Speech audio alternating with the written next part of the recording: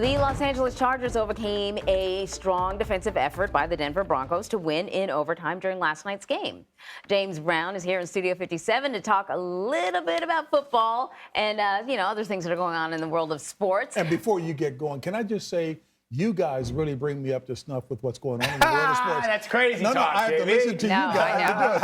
I talk only Philly sports. Everything else, I'm faking it. And guess what? You have a reason There's to a lot do so to talk with the football about. and the baseball team. We'll get to that. Especially this year. Yeah, we'll get to it. Okay. So we're welcoming JB to the studio to talk about this.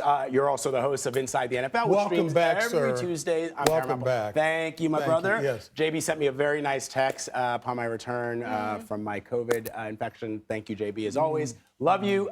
Let's talk about the season. And I was saying to you before we came live on the air that I love watching you guys on Sunday because you guys look like you're having a great time. And this is a rollicking season of NFL football this year. What are some themes that have stuck out to you? Mindful that Chloe told me to talk themes when I'm on the show. Chloe's our executive producer. Absolutely. Thank you very much for educating the audience. Because she thinks we don't know anything about sports? Or she think we don't know anything about sports? Because you guys are brilliant on everything else and you ask good questions. I guess if I were to think about a theme, it would be, I have to start with New York. And for the audience around, or viewers around the country, we're doing New York because New York is the #1 market for the NFL. If they've got teams in New York doing well, it helps the entire league. And the New York Giants and, of course, the New York Jets go further north. It's all about Buffalo for sure.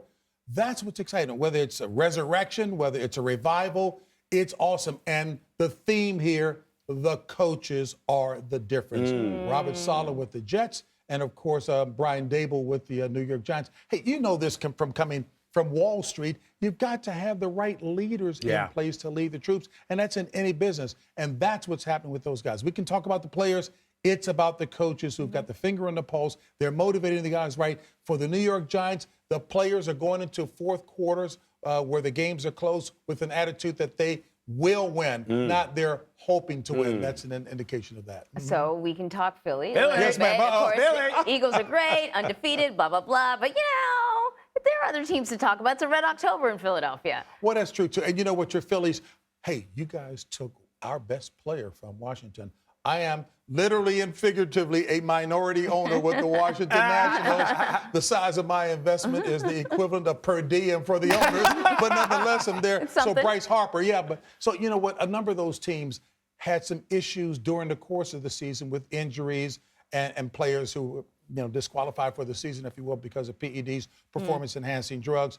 But this is the time of the year, and the Phillies are getting it done. So we'll see what happens when we finally get that fourth team into the final division or championship series, the Yankees, and, of course, when they play the Guardians. That's still a name that I know. That is very strange, the Guardians. No question about it. Well, baseball season is very soon coming to a close, JB, but basketball season's just getting started. Boston Celtics are going to tip off the NBA season tonight at 7:30 p.m. against the Philadelphia 76ers. I'm just saying, the city's hot right now. I know, but there is a special tribute that is planned for a late, great player. Tell us about it. Bill Russell, God bless him, wore number 6.